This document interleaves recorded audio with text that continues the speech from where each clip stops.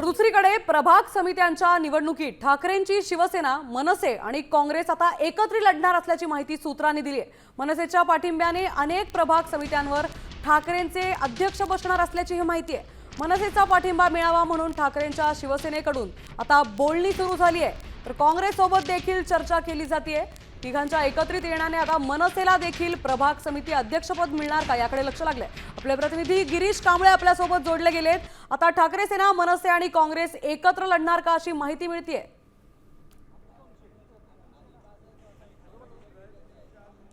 नक्कीच मुंबई महानगरपालिकेच्या प्रभाग समित्यांची 5 मार्च रोजी निवडणूक आहे आणि या निवडणुकीसाठी ठाकरे बंधू म्हणजे ठाकरेंची शिवसेना, मनसे आणि काँग्रेस एकत्रित ही निवडणूक लढणार असल्याची माहिती मिळते आणि या संदर्भात आता बैठका सुरू आहेत। विशेष करून ठाकरेंच्या शिवसेनेचे प्रभाग समितीवर अध्यक्ष बसण्यासाठी मनसेचा पाठिंबा अत्यंत महत्त्वाचा असणार आहे आणि मनसेचा पाठिंबा मिळावा यासाठी आता ठाकरेंच्या शिवसेनेकडून बोलणी देखील सुरू आहे।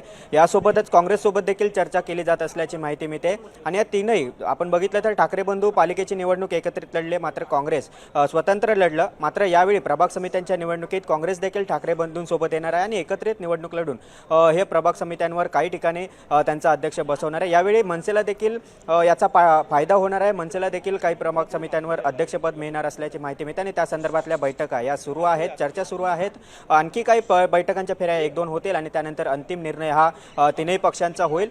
5 मार्च रोजी खरं तर ही निवडणूक आहे आणि अनुषंगाने आता या सगळ्या बैठका आहेत। त्यामुळे मनसेचा पाठिंबा मिळतो का हे देखील महत्त्वाचे असणार आहे आणि त्या अनुषंगाने कारण एकीकडे स्वीकृत जे 3 आहेत ते ठाकरेंची शिवसेना मनसेला देण्यास अद्याप तयार नाहीये। एक आम्हाला मिळावं अशी भूमिका खरं तर मनसेची होती। अशा स्थितीत जेव्हा आता प्रभाग समित्यांच्या अध्यक्षपदाच्या निवडणुकीसाठी जेव्हा मनसेचा पाठिंबा हा ठाकरेंच्या शिवसेनेला महत्त्वाचा आहे, अशा स्थितीत काय निर्णय होतो हे देखील पाहणं महत्त्वाचं असेल। बरोबर गिरीश, धन्यवाद आपण दिलेल्या सविस्तर माहितीबद्दल। त्यामुळे आता स्वतंत्र निवडणूक लढवलेली काँग्रेस आता ठाकरे सेना आणि मनसे सोबत जाणार का याकडे लक्ष देणं महत्त्वाचं ठरणार आहे।